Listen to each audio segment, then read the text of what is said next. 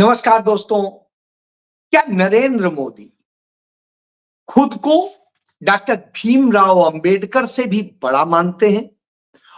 और नरेंद्र मोदी के इतने अहंकार का कारण क्या है? क्या राहुल गांधी ने जब से न्याय पत्र जारी किया है तब से नरेंद्र मोदी बौखलाए हुए हैं और वो कुछ भी अंत संत बोलते हैं?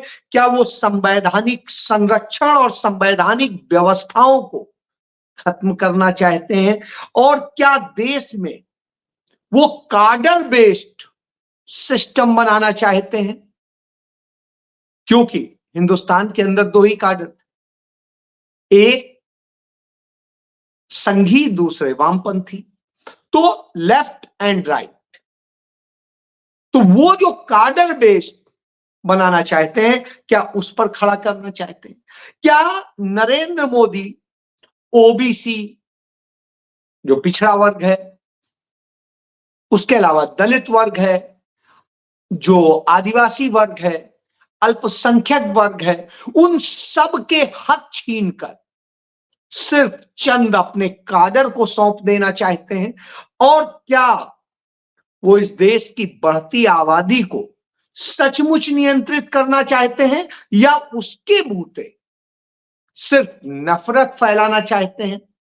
और क्या नरेंद्र मोदी सदैव से अपने निजी स्वार्थ के लिए अपनी जिम्मेदारियों से भागते रहे हैं और झूठ बोलते रहे हैं?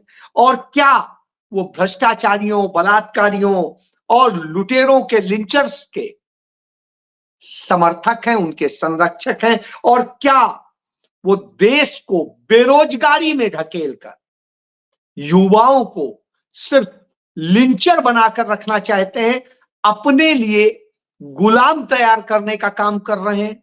तो क्या करना चाहते हैं नरेंद्र मोदी, और किस आधार पर वो खुद को कहते हैं कि अब की बार 400 पार? जब वो अब की बार 400 पार कहते हैं तो सबसे बड़ा सवाल आता है कि जो सूरत में हुआ या जो चंडीगढ़ में हुआ था, क्या वो उनका आधार है? क्या इस आधार पर वो ये करना चाहते हैं? चंडीगढ़ में वोट की बेईमानी हुई थी, तो सूरत में कहा कि न वोट की बेईमानी की जरूरत है, न किसी चीज की जरूरत है, न हमें आपका वोट चाहिए, न आपके आगे हम प्रचार करने आएंगे, न आपके आगे हम हाथ जोड़ेंगे, न हम आपसे आग्रह करेंगे और न कोई वायदा करेंगे। हम निर्विरोध जीतेंगे, क्योंकि सामने किसी को टिकने नहीं देंगे, सबको खत्म कर देंगे। न नोटा की जरूरत पड़ेगी, न वोट की जरूरत पड़ेगी। जब जरूरत ही नहीं होगी तो आपकी औकात क्या होगी? इस देश की जनता की औकात क्या हो जाएगी? सिर्फ भिखारी, गुलाम और भक्त, शेष कुछ नहीं। सबको खत्म कर दिया जाएगा। यह संदेश सूरत के चुनाव के जरिए नरेंद्र मोदी ने दिखा दिया। वहां चुनाव जीता नहीं गया, वहां कहीं किसी ने किसी को वोट नहीं दिया, बल्कि कब्जा कर लिया गया। यह भारत बनाना चाहते हैं कि 2029 में उन्हें किसी के पास प्रचार करते न घूमना पड़े, इस तरह भाषण देते न घूमना पड़े। हमने कह दिया हम तो हम हैं, हम ही हम हैं, एक अकेला। आप याद करिए 2014 का मैनिफेस्टो देखिए, उसमें पूरी भाजपा के तमाम शीर्ष नेताओं के साथ मोदी की फोटो होती थी। 2019 में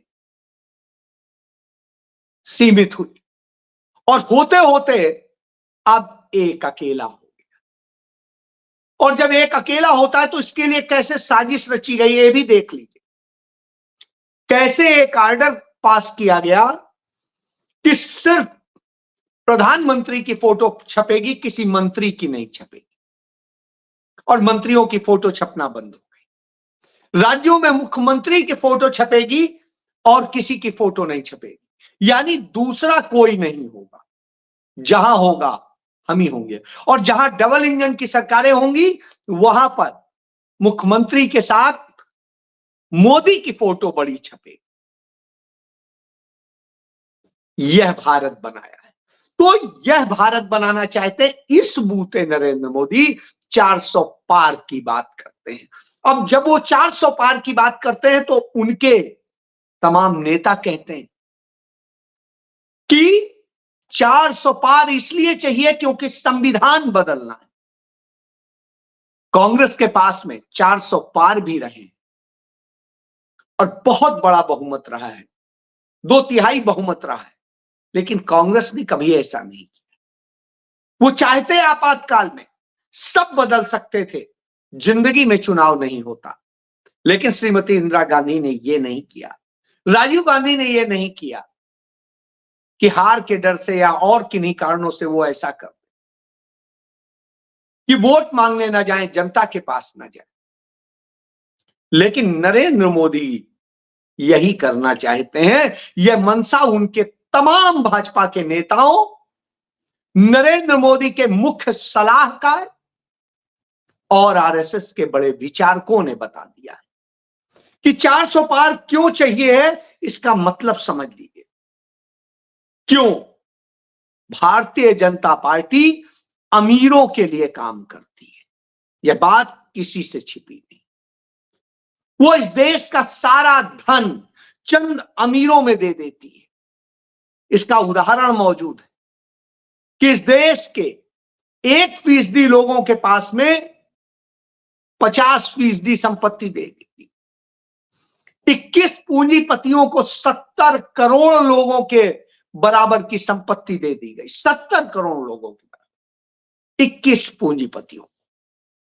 और जिस तरीके से किया गया उससे आप समझ सकते हैं कि भाजपा का नारा है, अमीर को और अमीर करो और दिखाओ कि सब समृद्धि है, गरीब को और गरीब करो, इतना गरीब करो कि वो गुलाम की तरह रहे।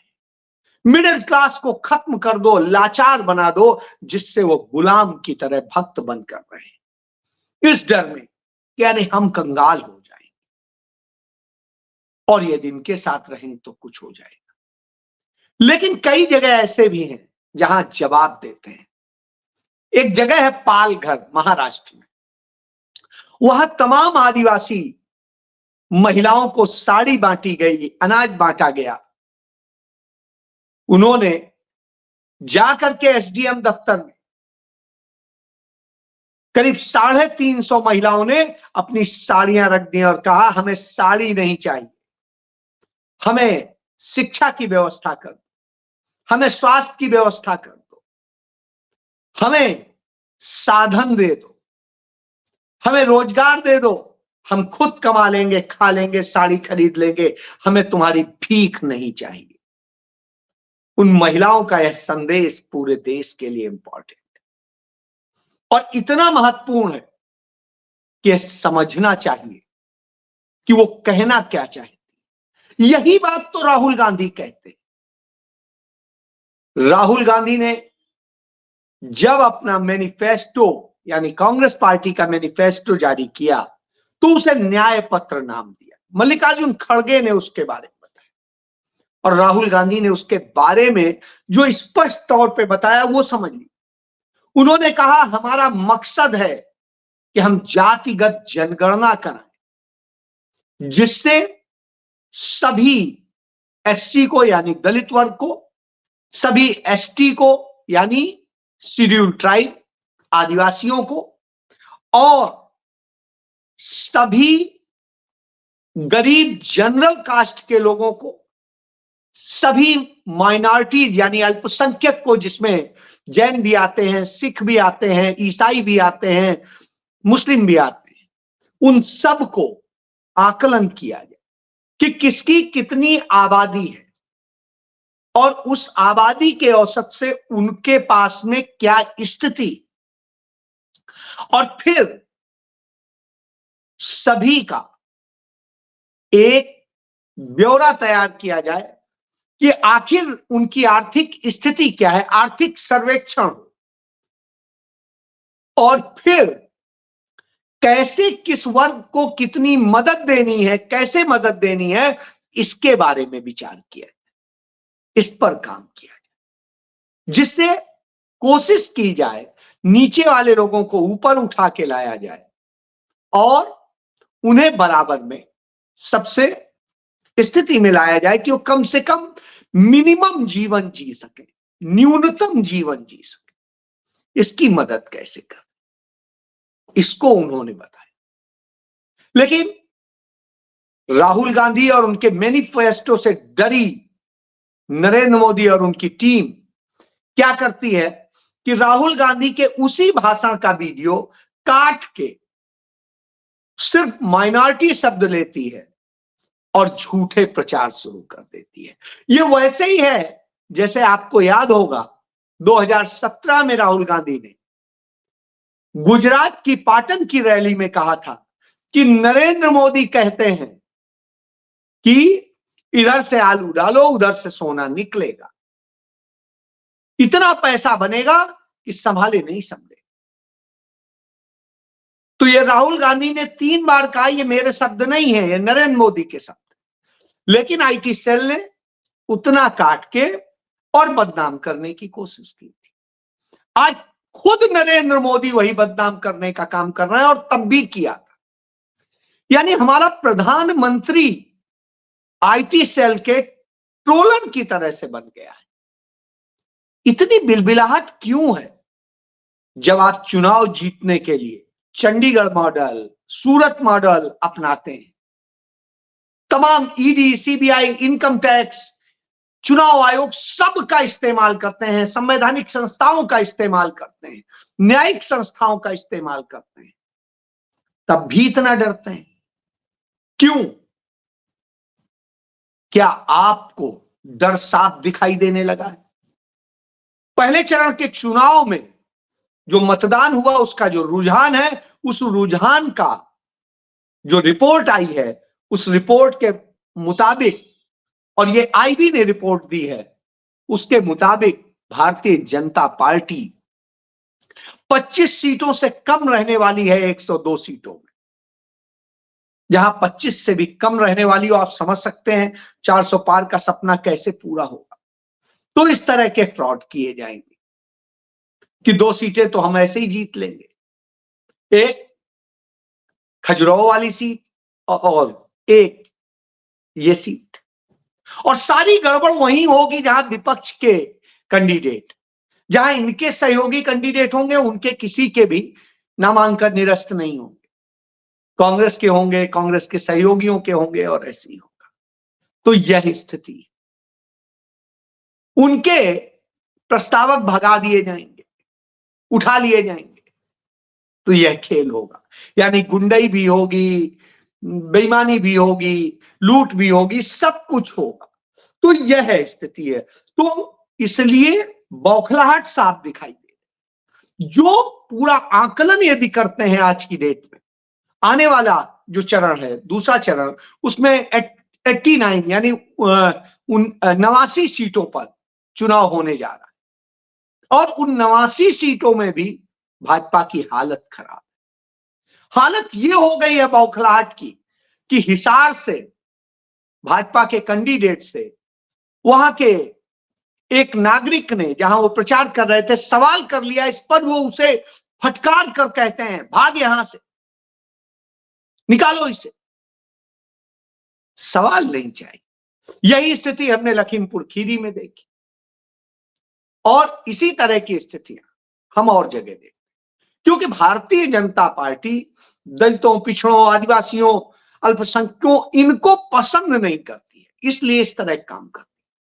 तो इसलिए उसने, अभी टोंक जिला पड़ता है राजस्थान में, वहां घटना होती है, वहां दलित वर्ग के लोग अपनी शादी की जो बारात निकालते हैं, वो जा रहे थे, पुलिस के साथ लग करके अराजक लोगों ने, दबंग लोगों ने उनकी बारात रुकवा दी, नहीं जाने दिया, मारपीट की स्थिति पैदा कर। वो बेचारे बेबस से खड़े रहे कि इंसाफ मिल जाए, लेकिन कोई इंसाफ देने वाला नहीं था। तो यह दशा भी हम देखते हैं, यह दशा भी देखते हैं कि किस तरीके से नरेंद्र मोदी झूठ बोलते हैं और झूठ को जस्टिफाई करने की बात करते हैं।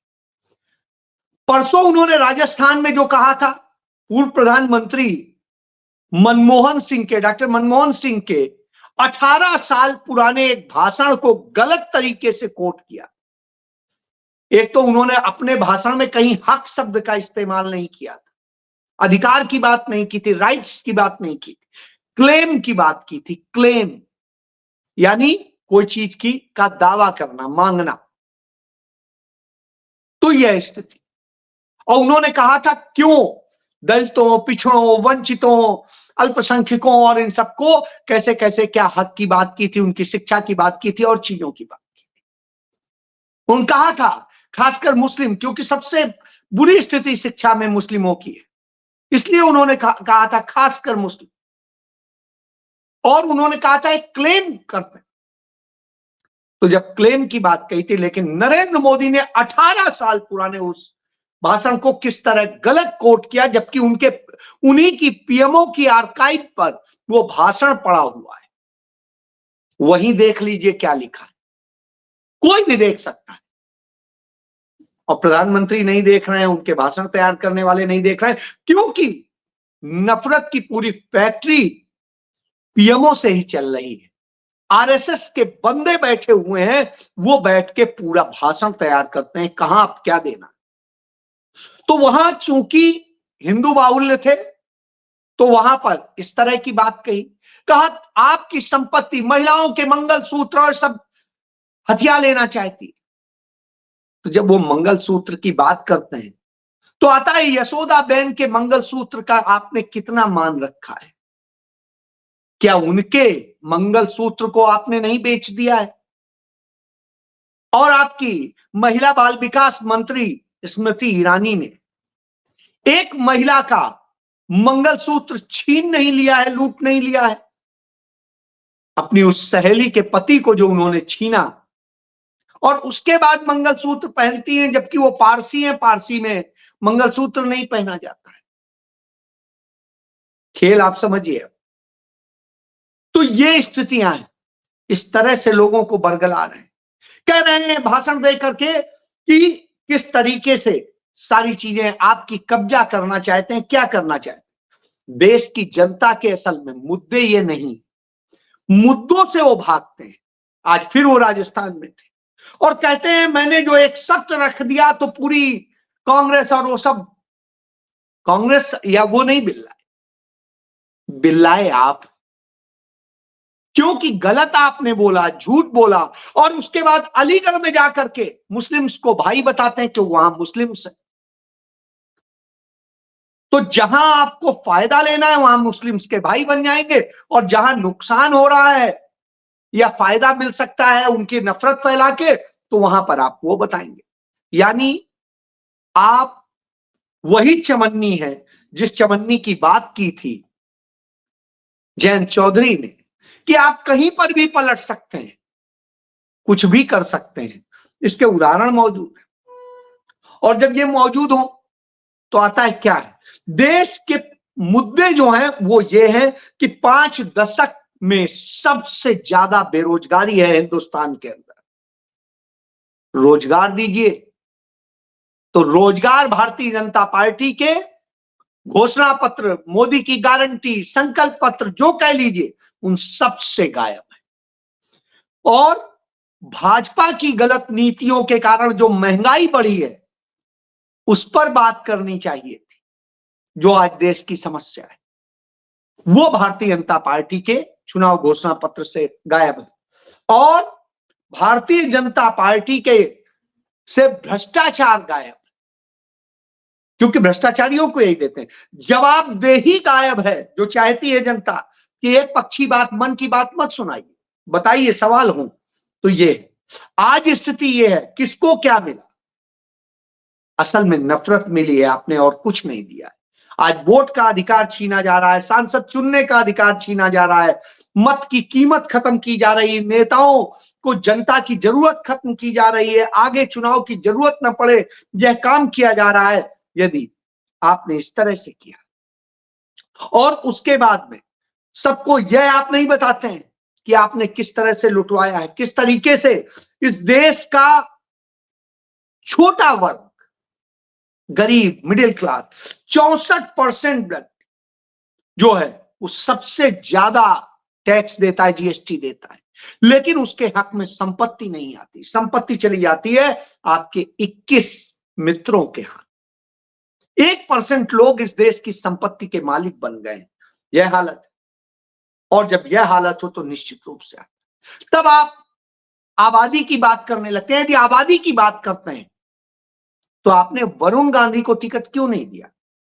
वरुण गांधी के पिता संजय गांधी पहले व्यक्ति थे जो इस देश में आबादी कम करने को लेकर के बहुत ज्यादा सशक्त थे, और उस समय में तमाम लोगों के नसबंदी कराई जा रही थी, तमाम तरीके से गलत भी हो रहा था, सब कुछ हो रहा था।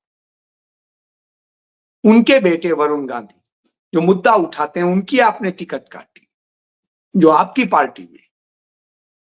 यह बताता है कि आपको आबादी ने असल में नफरत फैलानी। और जब आप आबादी की बात करते हैं तो आपके ही सांसद हैं रवि किशन, कितनी औलादें हैं? आपके ही तमाम सारे सांसदों की स्थिति है। और फिर महान स्वतंत्रता संग्राम सेनानी सुभाष चंद्र बोस 14 भाई बहन थे। आपके बाबा साहब भीमराव अंबेडकर 14 भाई बहन थे। प्रखर विद्वान भारत रत्न बीवी गिरी के 14 बच्चे थे। पूर्व प्रधानमंत्री अटल बिहारी वाजपेयी 7 भाई बहन थे। और नीतीश कुमार के 5 भाई बहन हैं। प्रधानमंत्री नरेंद्र मोदी के खुद 6, आधा दर्जन भाई बहन हैं। और प्रधानमंत्री मोदी के पिता दामोदर मोदी के 7 भाई बहन थे। प्रधानमंत्री मोदी के चाचा 8 बच्चे हैं। और इसके बाद गृह मंत्री अमित शाह के 7 भाई बहन हैं। 6 बहनों में 7वें नंबर पे वो है। पटना साहिब के पूर्व सांसद रविशंकर प्रसाद 7 भाई बहन है।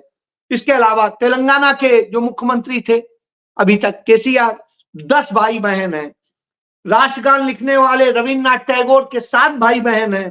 पूर्व प्रधानमंत्री देवगौड़ा के 6 बच्चे हैं। पूर्व प्रधानमंत्री नरसिम्हा राव के 8 बच्चे।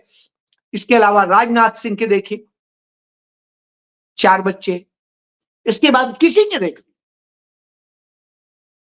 तो साहब, जब आप इतने सब गिनाते हैं तो सवाल वहीं आके खड़ा आ जाता है कि आखिर आप कहना क्या चाहते? वास्तव में आप झूठ, नफरत फैला करके सत्ता में रहना चाहते हैं, उसका खेल कर। लेकिन इस देश की जनता समझने लगी है, वो मुद्दों पर आ रही है। और इसलिए राहुल गांधी मुद्दों को लेके आते हैं। रोजगार, महंगाई, महिलाओं के हक, किसानों के हक, आदिवासियों के हक, पिछड़ों के हक, अल्पसंख्यकों के हक और गरीब सवर्ण वर्ग के हक और हक की बात करते हैं इस देश के हर व्यक्ति की, जो वास्तव में 90% लोग हैं। क्योंकि 10% वो लोग हैं जिनको आपने पैसे के बल पे जो सब करते हैं। इसलिए तो ये लड़ाई बड़ी है। जय